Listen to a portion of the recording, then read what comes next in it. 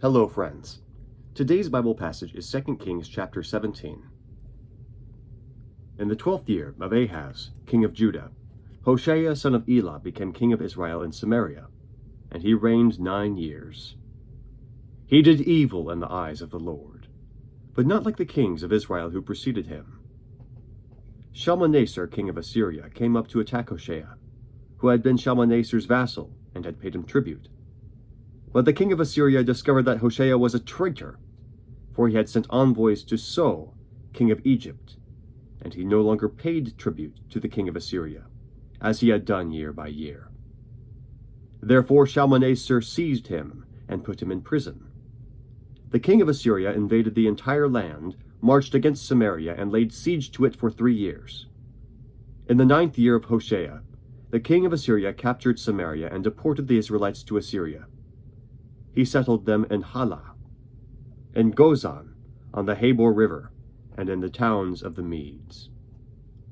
All this took place because the Israelites had sinned against the Lord their God, who had brought them up out of Egypt from under the power of Pharaoh, king of Egypt.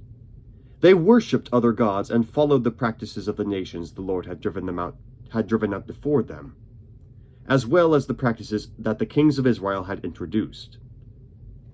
The Israelites secretly did things against the Lord their God that were not right. From watchtower to fortified city, they built themselves high places on all their towns. They set up sacred stones and Asherah poles on every high hill and under every spreading tree. At every high place they burned incense, as the nations whom the Lord had driven out before them had done.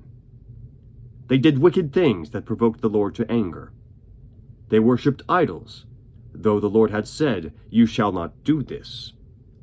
The Lord warned Israel and Judah through all his prophets and seers.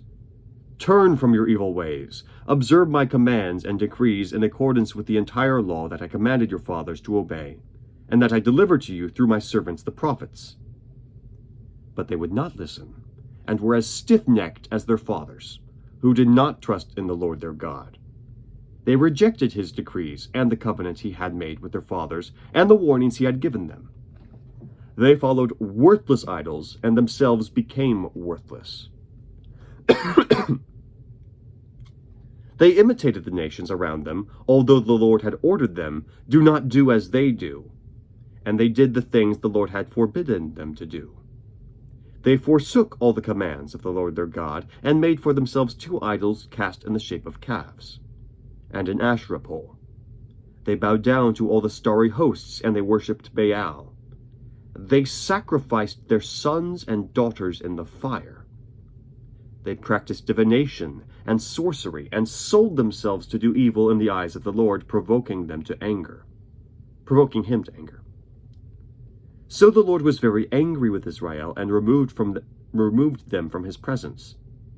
Only the tribe of Judah was left, and even Judah did not keep the commands of the Lord their God. They followed the practices Israel had introduced. Therefore the Lord rejected all the people of Israel. He afflicted them and gave them into the hands of plunderers, until he thrust them from his presence.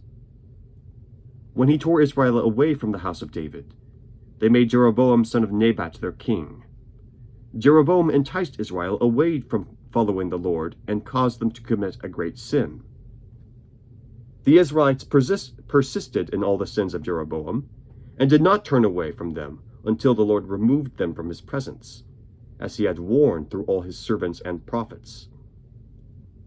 So the people of Israel were taken from their homeland into exile in Assyria, and they are still there. The king of Assyria brought people from Babylon, Cuthah, Avah, Hamath, and Sepharvaim, and settled them in the towns of Samaria to replace the Israelites. They took over Samaria and lived in its towns. When they first lived there, they did not worship the Lord. So he sent lions among them, and they killed some of the people. It was reported to the king of Assyria, "The people you deported and resettled in the towns of Samaria do not know what the God of that country requires. He has sent lions among them, which are killing them off, because the people do not know what he requires." Then the king of Assyria gave this order: "Have one of the priests you took captive from Samaria, go back to live there and teach the people what the God of the land requires." So one of the priests who had been exiled from Samaria came to live in Bethel and taught them how to worship the Lord. Nevertheless, each national group made its own gods in the several towns where they settled, and set them up at the shrines the people of Samaria had made at the high places. The men from Babylon made Succoth-Benoth, the men from Cutha made Nergal, and the men from Hamath made Ashima. The Avites made Nibhaz and Tartak, and the Sepharvites burned their children in the fire as sacrifices to Adremelech and Anemelech, the gods of the Sepharvaim. They worshipped the Lord, but they also appointed all sorts of their own people to officiate for them as priests in the shrines at the high places. They worshipped the Lord, but they also served their own gods in accordance with the customs of the nations from which they had been brought. To this day they persist in their former practices. They neither worship the Lord nor adhere to the decrees and ordinances, the laws and commands that the Lord gave the descendants of Jacob, whom he named Israel. When the Lord made a covenant with the Israelites, he commanded them, "Do not worship any other gods or bow down to them, serve them, or sacrifice to them. But the Lord, who brought you up out of Egypt with mighty power and outstretched arm, is the one you must worship. To him you shall bow down, and to him offer sacrifices. You must always be careful to keep the decrees and ordinances, the laws and commands he wrote for you.